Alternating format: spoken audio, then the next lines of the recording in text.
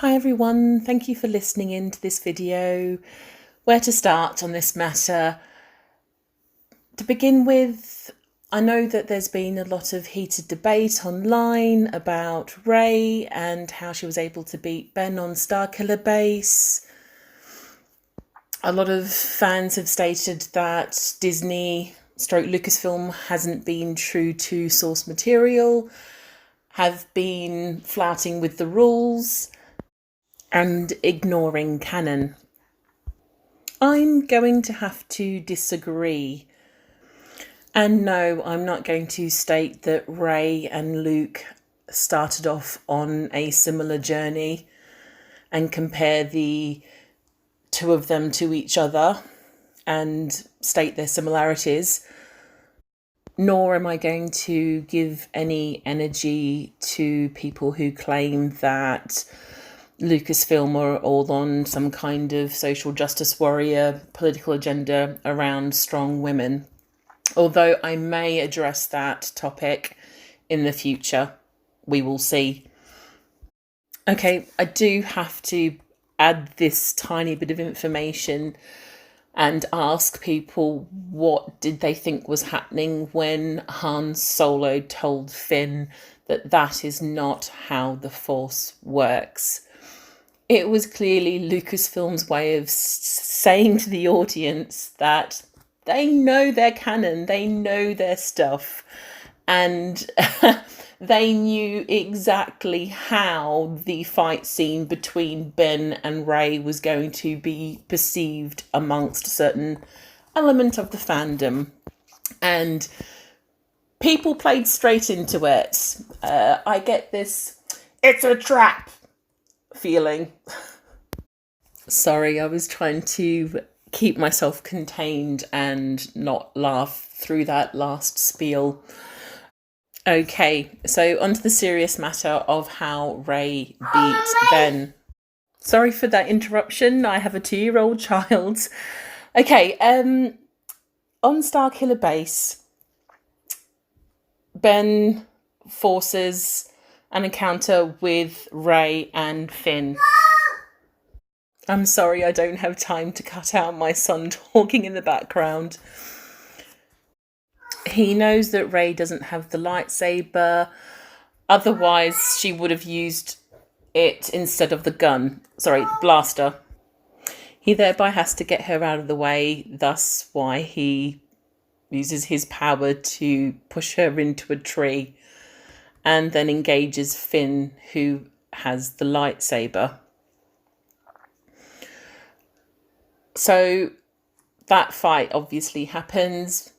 Ben is toying with him. It's more of a fist fight over a girl, really. And he slices Finn through the back, across his spine. So then that leaves him to try and pull the lightsaber, because at this point in time, he needs to collect it. Obviously, this girl hasn't taken up its mantle, although he's still of a mind whether it could be Rey. He's not sure. I think the novel gives some more insight there, as when Rey does go for it and pulls the lightsaber, who he's always intended for the girl to have the lightsaber, he says, "It is you," thereby confirming that he has had visions of a girl with a lightsaber before. So he then engages her with a fight. Actually, no, he doesn't engage. She takes the first strike. If you notice in all their fights, when they engage each other, especially also in the trailers for The Rise of Skywalker, Ben is never the one to first strike, because obviously that would be very unbecoming of a Jedi, and as we know, Jedi only use the Force for defense, never for attack. So they're having this fight. I mean, I remember when I first watched The Force Awakens, I thought something was wrong with it. I couldn't put my finger on it. It seemed very choppy. It was sort of off to the side. It just didn't feel like Ben was a fluid, how can I put it, adept at lightsaber combat, until it comes to the point where he needs to turn Rey around and force her towards the ledge. Then he comes into his own, and Rey's obviously, trying to defend him off, basically. So they get to the crevice, and he engages her in a lightsaber lock and asks her, or tells her that she needs a teacher, and that he's obviously prepared to fulfill that role. And he then obviously nudges her and prompts her by telling her about the Force, of which she then tries to connect with the Force. If you look closely at Ben's eyes, they have a blue light reflected in them, and his face does appear really calm. And to me, that's him harnessing the light side of the Force. He then waits for Rey to connect with the Force. You can see the blue then appear in her eyes, at which point he then scrunches up his face in anger and his eyes go red, thereby he's trying to get her to connect to the dark side of the Force. And she does tune into it. She flickers between both the dark and the light before finally settling on the dark. And while that's happening, Ben's eyes are back to blue, and he's just watching her, absorbing and taking in how she's connecting to the Force. And once Rey decides on anger, her eyes stay red, and then that's when she starts going for it and beating Ben back. Now, I wouldn't have noticed this. I just happened to stumble on a video talking about the fight scene, about how obviously Ben was pulling his strikes, and that he was never truly aiming for Rey at all. He was just trying to teach her, really. And this person pointed out that Ben Solo says or grunts out the word harder, and they didn't have an explanation at this point in time for why he was doing that. They just merely spotted it. It wasn't until The Last Jedi came out on DVD that when I got to the throne room scene to watch it unfold, because again, to me, that scene also seemed strange in that they had their backs to one another, and then they split up. So they lost that advantage of having their backs and thereby protecting each other. And to me, it also appeared that Rey was struggling. She had the lesser of the guards on her compared to Ben, and Ben was really strong, really just chopping through these guards. And you see him then stop and pause and look at Rey, and he sees her get cut on the arm. And I didn't know this until much later, but there's a person on Tumblr who lip reads, and they were debating whether he was saying something. And I think another poster basically said that he was saying, "Hold on." And he then starts engaging his guards as well. At which point you start to see him lose energy.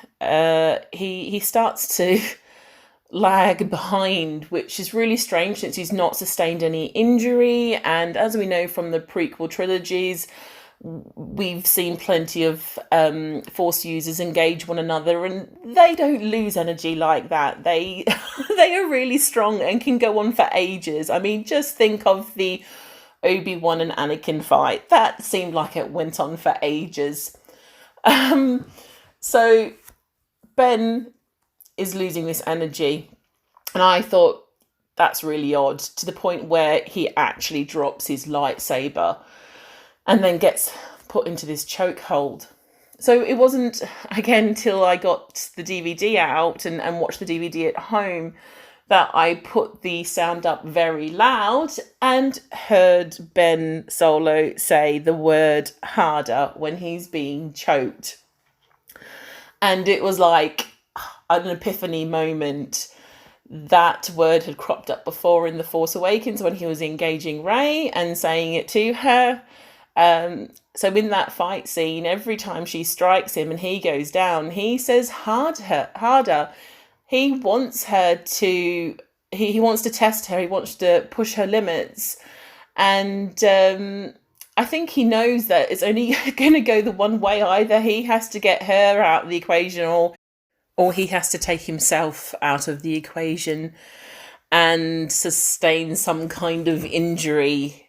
So it's interesting to note that when they're both holding each other's lightsabers, one of them being in the snow, he's holding it there, and it's kind of like he's thinking, what do I do now? It's kind of inevitable that I have to, take the hit, basically. And then his face looks like he's almost resigned as to that it's going to happen. And she then does this swipe up and slices him through the body in the face. So even though he's on the ground on his back, I believe he also states harder again. And it's like, is this guy a glutton for punishment? Is he, basically prepared for her to sort of take this finishing blow? And what happens is the ground then opens up and therefore splits them, and fate, force, whatever you want to call it, has decided that those two are now done. But his face is so interesting here. He's looking at her, and I think he's looking towards maybe the Millennium Falcon and seeing if she's going to sort of get off the planet safely and she's going to be all right. But he looks at her and his mouth is open and he's showing a bit of tongue. Now, I honestly think he's thinking that he would love to French kiss her at this point in time. Sorry about that. But he is definitely turned on by strong, powerful women. He's happy that she's come into her own, that she's discovered the Force, and that he's played an instrumental part in that. So that's the explanation for how Rey was able to beat Ben. Put simply, he let her. I'm not saying or demeaning Rey's abilities in any way, but it goes to say or show that Ben's character is misunderstood by the audience, and also Rey, which leads on to a whole nother video about her reception of him in the throne room, and also as to how she is going to see Ben in the Rise of Skywalker, and whether she will come to the realization about what Ben has been trying to do all along. If you look at the throne room scene, for Ben to, while he's engaging so many guards, he starts diverting his energy over to Rey. He obviously is more concerned about her welfare than his own, and to the point where I think he's prepared to lose his life for her. So that's about it. It's getting quite sort of late on the day on Monday, and I really want to do some more videos and get them out before TROS premieres in the States tonight. I wanted to focus on the will of the Force and how it's always in motion, and how that actually impacted on Han Solo and his demise. And also I wanted to talk further about Luke and his wanting to isolate himself and become a hermit on Act 2. And that really, it's just a perfect case study in the lessons of the prequel trilogy, about the Force always being in motion, and that more consequently how you interpret it, and the Force visions or prophecies, should I say, because to put it really simply, Yoda tells Anakin that obviously when he sees his mother's death, that he shouldn't get involved, that through a Jedi becoming involved, it can actually bring about that person's death. So Anakin leaves that and does what Yoda counsels him, and his mother dies anyway. So when he's actually then faced with the same dilemma concerning Padme, he decides to do the opposite and do something about it. And she dies anyway.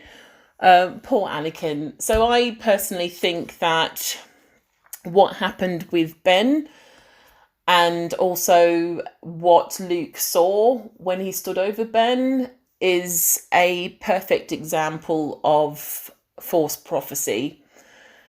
The other video that I wanted to do that I think is very important is where had the lightsaber been before Luke acquired it. And there are numerous hints as to where, or should I say, who had the lightsaber before Luke and Ben did.